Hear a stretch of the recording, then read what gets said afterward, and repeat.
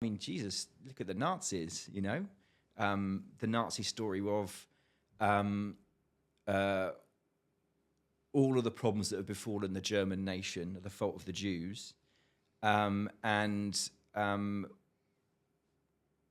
therefore, the right thing to do is to eradicate them from society and the world. I mean, that's a story that lots of people fell for. Lots of very smart people fell for, in the middle of the last century. So people are always, people think in stories. They think in stories, and they believe in stories. Facts and data are kind of overrated as persuasive tools. There's a quote that brings to life your book that I love, and it's: "A story is a deal, the deal it makes with identity." Yeah. Why is storytelling and identity so synonymous? Well, to understand that, you've got to understand the fact that story isn't just something that we tell each other. It's not something that we just watch on Netflix, or it exists in the form of gossip or speeches that CEOs make. Story is how we live. Story is our experience of the world. So story isn't something that we tell. Story is something that we do.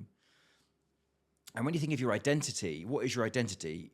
Your identity is the character that you play in the story world, which is your life. So you and me, we are on one level a bag of meat and bones and blood. That's what we are, just like any other animal. But for humans, we're also this character that we play in the story world with this set of ideas about who we were, where we're going, how life works, what morality is, what we want. That's what a human being is. It's this kind of set of ideas that adds up to an identity. And so human beings are obsessed with their identity. Human beings, in lots of cases, value their identity more than they value their actual lives. All the time, human beings choose identity over their life. When those terrorists flew the planes into the towers on 9/11, they were choosing identity, their reputation, their status, the status of their identity over life. That's what happens when people go to war. That's what happens when people die for the revolution. All throughout history, people do this. I mean, in the stories, I talk about smoking. Smoking is this crazy thing that only human beings would do.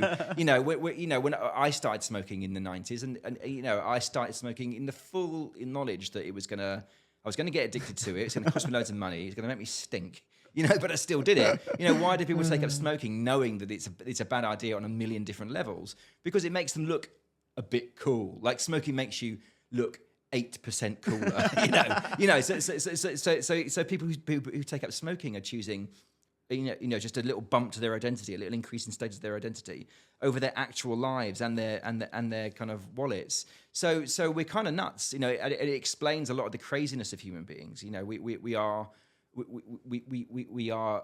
We care extremely deeply. You can't really exaggerate. You can't really exaggerate the extent to which humans obsess over their identity and care about their identity. It's the most important thing to us. With a slight caveat that when we have children, the identity of our children also becomes very important to us. That's also makes sense evolutionarily because they're the extension of our genes. What is the evolutionary purpose of stories and storytelling? Originally, storytelling, the purpose of storytelling is to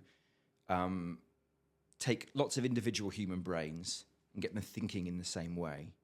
So you have to understand what a human is. So a human is an ape. It's not like an ape. We are an ape. We're one of 5 existing species of great ape. But obviously we're very different from the other apes.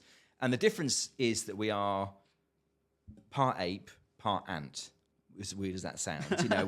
We are kind of, you can argue about the ratio, but I would say we're just as much ant as we are ape, really. And so the ant part of us is highly cooperative.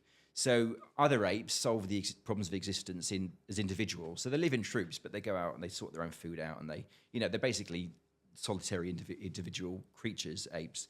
But humans don't do that. Humans solve the problems of existence by gathering into groups like an ant does, and the groups are super organisms, by which I mean that the group itself has a goal, as if it's its own living being. And the individual humans in that superorganism all play their part. So that's all of human life. So from a football team to a political party to a religion to a cult to a corporation, that's how we do stuff as humans. We gather into groups like ants and we create these superorganisms. So how do you do that? How do you get all these individual ape brains and get them all thinking in the same direction knowing that, doing the same thing, understanding their roles, understanding what is good behavior, understanding what is bad behavior. How do you coordinate all those things? You do it with story. So every group has a story it tells of the world, about how the world works, about where it should be going, about what is good behavior, what is bad behavior. So that's why we are so obsessed with story, because it's how we function as as an individual member of this highly cooperative group.